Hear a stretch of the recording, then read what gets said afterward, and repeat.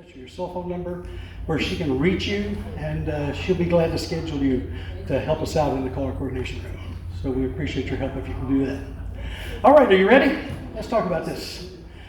So what we're looking at is we're looking at choreographic management, simple or easy sight calling. So we've all had our eyes tested, like this young lady over here is getting done, and we have to have really good eyes to be able to do our sight calling. Can you all read that? Well, I'll read some of it for you because I've got to read it off this computer. So, first and foremost, you must know how to move dancers along a square in quadrants, going north, south, east, and west, through the middle and around the outside. And how do you do that? What have you learned so far? You've learned to do that with modules. Okay? So you're going to still hear modules, you're going to still hear magic modules, and you're going to still hear invert and rotate, even in sight calling. But you got a little bit more freedom because you're going to be able to dance the dancers a little bit freer than you have before. You must understand what call combinations of calls maneuver the dancers into a flowing manner. Sight calling also gives you the ability to get flow easier so that you've got body flow, so that you've got proper hand movement. All of this falls into place again with modules and again with being able to sight. Also, you're looking at working with the phasers. You're looking at working with formations, arrangements, sequence, and relationships. So sight calling combines everything into one thing, but we're using our eyes to help us guide us through where we're going. And to be able to guide us through, we'll be able to use the same tools that we have in our toolbox to be able to use modules. The chicken plucker, the magic modules, and the invert and rotate sequences are fundamental tools for the dancers. So yes, we'll be using our magic modules. We'll be using the invert and rotates.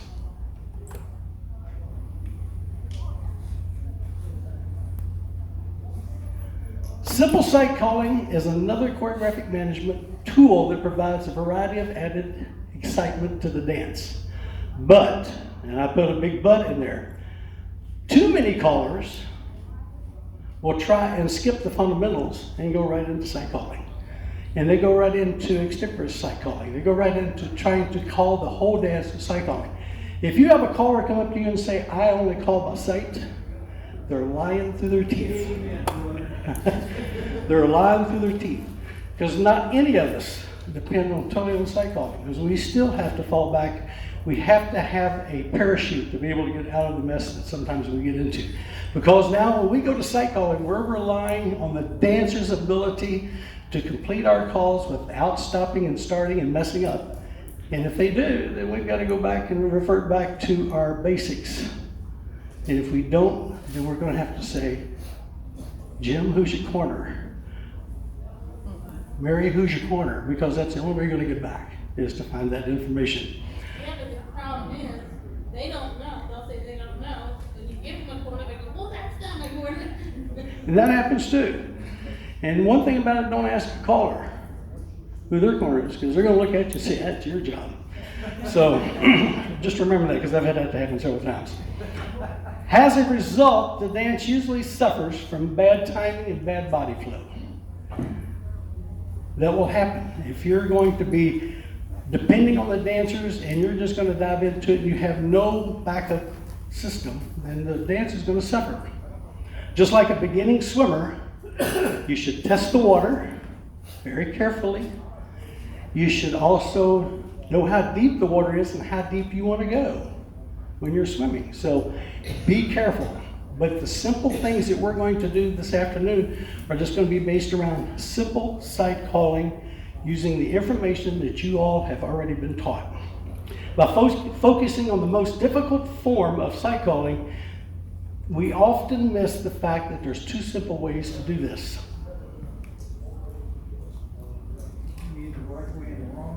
Right way and the wrong way. Number one is one couple sight. So one couple sight, it means that this is the Color Lab approved name for this technique, which describes its primary advantage. It allows a limited amount of choreography while tracking only the actions of a single couple, of one couple. Through this, you must establish a beginning phaser. For instance, head square through 4. When you finish that, what do you have? Corner box. And in that corner box, is there a couple already paired up? Yes. Where are they? Okay. So in your mind, and I'm gonna do also a combinations thing on this in just a moment. But in your mind, keep that couple in the back of your head, because you're not going to move that paired up couple nor the 2 corners they're looking at out of the box that they're in. You're going to keep them right there the whole time. Using any combination of calls, as long as none of the dancers are moved out of the geographic half of the square that they're in. So you're going to keep them right there. You're not going to take them over. You're going to keep them right where they are. And to resolve this, what are we going to have to do? We're going to have to get that paired up couple back on the outside of that box with the unpaired couple inside the box. So that's all you're going to do with simple sight. That's all you're going to do with one couple sight, is you're going to keep them right there. Now, to do that, you can watch them dance. You know, you get them all paired up, you've got them ready, you've got your paired couple on the outside, you can star through, you can pass the ocean, you can swing through, you can boys run, you can bend the line, you can pass the ocean, you can recycle, and you should have that outside couple right back on the outside again. And you're ready to go. But you're doing that watching, but you're also doing that using the same information that you've had taught to you on your modules. So, let's do this. Travis, put me up here where I want to go to the combinations. Okay. It's not up there. It's on here, but it's not up there.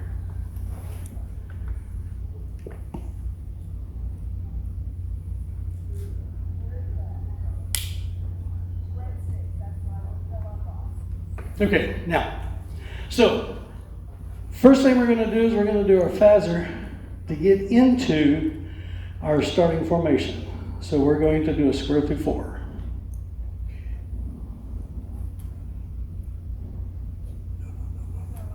Come on, there we go. Now, we're there. So now we're going to add, and I don't know if you can read that up there. I can read it here. We're going to do a slide through. Then we're going to do a right and left through. And now, have we moved them across the set? No, everybody's still where they need to be. So now we're going to do a flutter wheel. We would have done that right after the right and left through. And then we're going to do a pass the ocean.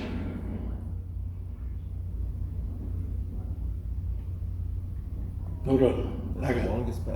Yeah, it was. Let's back up here a little bit. I kept hitting the button, but I wasn't stopping. Okay. I think here we are. Pass the ocean. Come on, play. So we passed the ocean, now we're going to do a recycle. Come on. Whoa. Stop. Let me finish and I'm going to go right back. Hold on.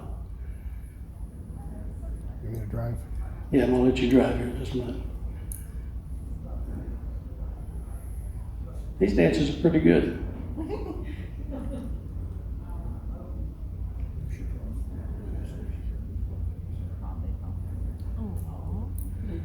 Ain't that neat? Okay, so let's start over again.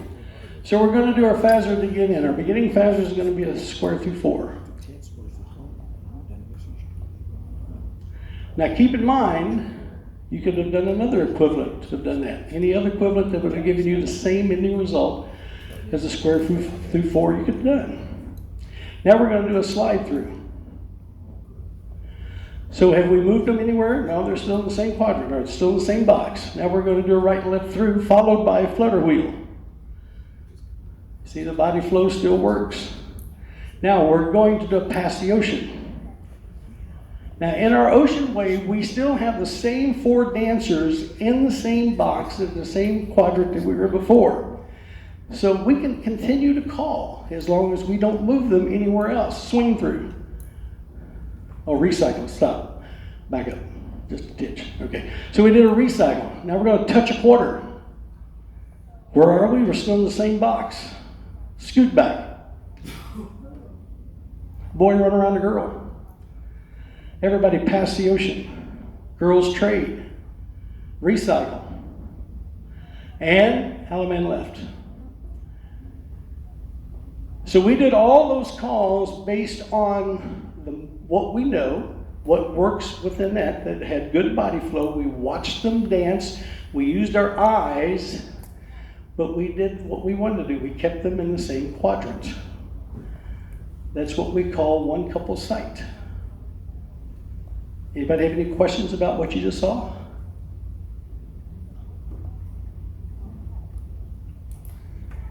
Now, there's another set that we use. Let's go back to the other. And I'm going to let you drive in just a minute. Okay. Now we're going to go to two couple sight. Next should be the next slide. All right, two couple sight says, this is another Call Lab approved terminology, that we're going to describe an extension of the one couple method, differing only in the two respects. The first respect is that we can move the dancers around the square and providing that we have two key couples stay together the whole time. And we're going to move them to each one of the quadrants. But those four people have to stay together the whole time. So if you take them to the other side, you have to take all four of them to the other side. If you take them north and south, you have to take them all north and south, okay? So for instance, to resolve and realign back, we're going to go right back to the footprints we started in. We're going to put our couple that's paired up on the outside with the couple not paired up looking at your corner, and we'll resolve from there. But this way we're moving them more than just in one half of the square. We're taking them to the other half. Maybe we're going to take them to the north half or the south half. However we do it, we have to make sure that we keep them together at all times. Now this makes it easier for you, because if you're just watching those two couples, just remember whatever happens over here should happen over here. You should have a mirror image of exactly what's taking place on both sides. Using that system is probably the easiest system to use. You can use the one couple, but you're not moving the dancers anywhere. Will they recognize it? Maybe they will after a half an hour or so, but they go to the other side. But you can do a lot of choreography and keep those dancers there and give them an interesting 3 or 4 minute tip. I promise you can, if you do your homework. And again, this is all about working. You got to do some work to get this done. It doesn't come in a natural state. You can move on to other types of sight calling, but at this point in time, this group is not ready for that. So we want to keep you based on the one couple and the two couple pairing. So right now, does anybody have any questions about either one? Yes, Ruth? It seems like if we use only one couple, we don't ever use the invert rotate. We don't ever move them. That's true. You're going to keep them on that same side. That's the one couple theory. Now, when you get into two couples, yes, you can do the inverts and rotates, but you got to keep the four dancers together. Wherever you take one couple, you got to take the other couple with them. It's like if they go on vacation, everybody has to go together. Okay, that's the way it works. You can do the invert and rotate. You can do your magic modules. You can still do your chicken plucker. You can do everything you've learned thus far, but you can do it by using your eyeballs to watch the dancers dance. We know that we wouldn't do this, but we can turn our back on the square. If we got our modules and everything in our head, we can call for 5 minutes and never turn around. And know that we know where the dancers are. Do they? Maybe not. Are they going to falter on us? Maybe so. But guess what? We know exactly where they are if we had to turn around and start calling by looking. Always remember, your control is what you see the dancers do and what you know they can do, and you know exactly where they are. That's your control. That's your responsibility, is to know exactly where the dancers are all the time. That's why the modules work so perfectly. That's why that you use these things religiously. That's why you commit them to memory, because this is your toolbox. You can then, as you learn more, then you can let up and start the eyes and let the eyes do some of the work, but you still have to have a backup system. When you pick your squares to sight off of, you want to pick people that are easy to identify. Travis is easy to identify. All right? Because I'm so cute, right, Tom? Mary Ann's easy to identify. You want to pick people that are easy. Vernon is simple to identify. Unique. Is it? But no, I'm serious. You want to pick people that are easy to identify. Now, should you write them down? I would. I do. Be careful. Don't leave your paper up on the by the amplifier when you get done. Yes, Mary. One of the things I did when I first started calling, I would come early and check out a couple dance together and ask them to be my primary couple in the square, and I usually get two different squares. Well, that works. That works. One of the other things I do is if I go in and there's pre-rounds, I watch the dancers on the pre-rounds and I say, oh, that's a couple. Now, I may pick a couple that can't find the butts with both hands, but sometimes that happens. But I do. I'll look at watch the round dancers and I'll pick out the ones that I think that I can identify quickly. Now at home, it's easy because I know the people. I know who they are. I know what they can do. But when you're traveling, you can't depend on that because you don't know who they are, what to do. You know, the hardest dances we used to call when clubs had club outfits. And you go to a Christmas dance and everybody's in red, white, or green, and they're all matched up. It's tough. And I don't care how well you know them, it's tough because you start doing it. So what do? You have to go back and do your modules. You have to go back and do the things that you learned to do from basics. I had a club one time in Louisville, Kentucky that had a set of twin boys married to a set of twin girls, identical. And they danced together all the time. I may have got them back 20% of the time. But those things happen. You know, one thing, once you learn that, you don't cue off of them anymore, okay? If you fail once, shame on them. If you fail twice, shame on you. So keep that in mind. Anything you can do, Travis has a pretty good trick sometimes. He'll have his iPad or his phone, and he'll take a quick picture, and he'll lay it down. And when he gets ready to resolve, if somebody else messed up, he may have 2 or 3 squares he's taking pictures of. Anything you can do to help you. Travis guy's a smart guy. Yes, well, depends on who you talk to, but you are. And these are the things that we've got to work on all the time. You know, I can't stress enough that this is fun and games, but it takes work. You know, if you want to progress and move on up the line, then you're going to have to work yourself up the line.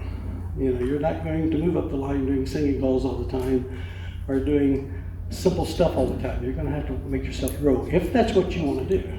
Okay? I can't stress that enough. Any other questions? Anybody else? Thank you all very much. Appreciate it. Nice hand for Travis. If I can give you guys a helpful hint that I do, because I grew up with this when I first started calling it.